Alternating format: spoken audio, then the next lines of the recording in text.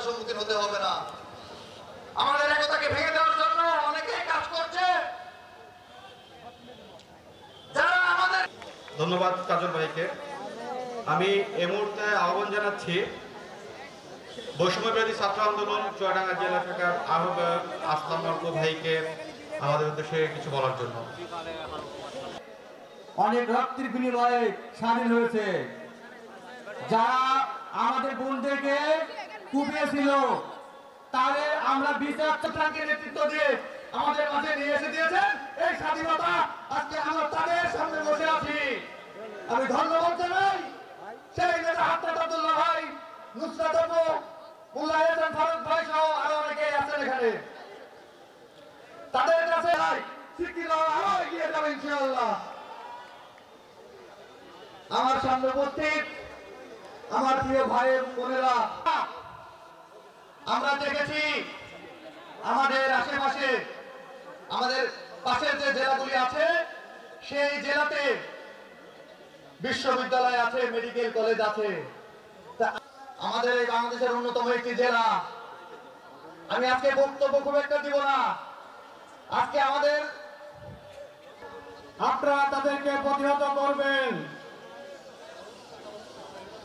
আপনাদের একতাবদ্ধতায় ইনশাআল্লাহ আগামীতে আপনারা ব্যবস্থা করে দিবেন।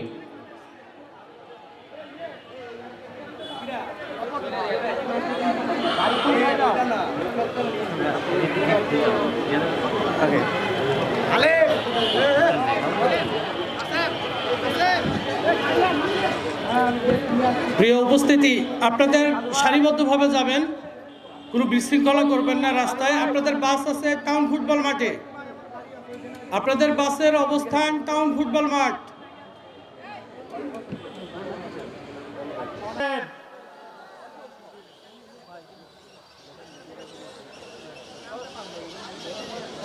জাতীয় নাগরিক কমিটি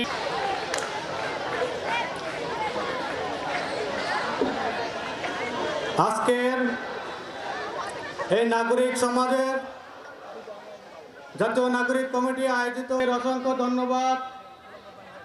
আমাদের ডাকে সাড়া দিয়ে এই প্রোগ্রামকে সাফল্যমণ্ডিত করেছেন।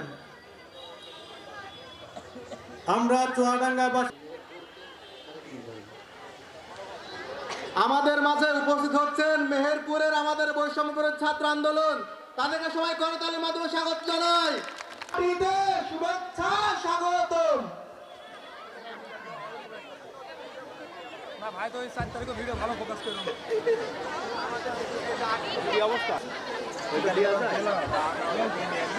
আপনারা যারা এসেছেন তারা একটু দয়া করে বসে যান। বন্ধুগণ, জুলাই আগস্টের যে অভ্যুত্থানে আপনারা যেভাবে অংশগ্রহণ করেছিলেন, আপনাদের হওয়া যোদ্ধারা আপনারা যেভাবে ফ্যাসিস্টকে দূর করেছেন, ইনশাআল্লাহ আগামীতে নব্য ফ্যাসিবাদ। আমরা যতদিন পর্যন্ত রাজপথে আছি আমাদেরকে হাসিনা কিনতে পারে নাই, আমাদেরকে আওয়ামী লীগ কিনতে পারে নাই। আমরা ত্যাপ্ত কণ্ঠে বলতে চাই, এই তরুণ প্রজন্মের সাথে আপনারা যারা বেঈমানি করবেন, আপনারা আমাদের আসনের লোভ দেখাবেন, আপনারা বলবেন আমরা মুখ আসন ছেড়ে দিব, পার্লামেন্টে একটা সিট দিয়ে আপনারা আমাদেরকে কিনতে পারবেন না। আপনারা যারা আওয়ামী লীগের বিচার বাদ দিয়ে আওয়ামী লীগের পুনর্বাসনের জন্য চিন্তা করছেন, আপনারা এই তরুণ প্রজন্মের সাথে আপনারা দালালি করছেন। প্রিয় সহযোদ্ধা, আপনারা দেখছেন আমাদের ক্রিয়াশীল যে রাজনৈতিক দলগুলো তারা খনিজ ফ্যাসিস্ট শেখ হাসিনার বিচার নিয়ে তাদের মধ্যে আমরা কোনো কথা দেখি না। আমরা দেখি আগামী নির্বাচনে আওয়ামী লীগ থাকবে কি থাকবে না সেটি নিয়ে তাদের মধ্যে আলাপ আলোচনা হচ্ছে, কিন্তু আওয়ামী লীগকে কিভাবে নিষিদ্ধ করা যায় সেটি নিয়ে তাদের মধ্যে কোনো আলাপ আলোচনা নাই।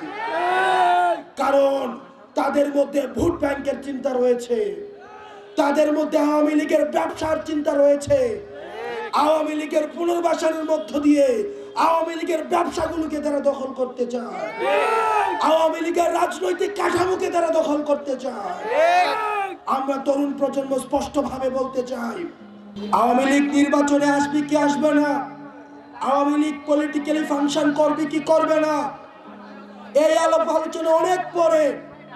আগে খুনি হাসিনার বিচার নিশ্চিত করতে হবে, আগে ওবায়দুল কাদেরের বিচার নিশ্চিত করতে হবে, আগে আসাদুজ্জামান খান কামালের বিচার নিশ্চিত করতে হবে, আওয়ামী লীগের কমিটির লিস্ট ধরে ধরে বিচার নিশ্চিত করতে হবে, যারা বাক স্বাধীনতা হরণ করেছে তাদের বিচার নিশ্চিত করতে হবে, তারা জুলুম কায়েম করেছে তাদের বিচার নিশ্চিত করতে হবে।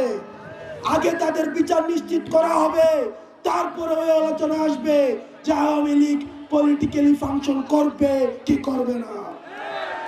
বিচারের পূর্বে যারা আওয়ামী লীগকে রাজনীতিতে দেখতে চান, আমরা স্পষ্টভাবে বলতে চাই, আপনারা যারা জুলাই গণঅভ্যুত্থানে আমাদেরকে দেখেছেন, আমাদের হারানোর কিছুই নাই, ছাত্র জনতার হারানোর কিছুই নাই। স্পষ্টভাবে বলতে চাই, নির্বাচনে আওয়ামী লীগ আসবে কি আসবে না সেই আলাপ বাদ দিয়ে আওয়ামী লীগের বিচার নিশ্চিতের জন্য প্রত্যেকটি রাজনৈতিক দল থেকে আপনারা আলাপ তুলুন। দয়া করে ক্ষমতামুখী হয়েন না।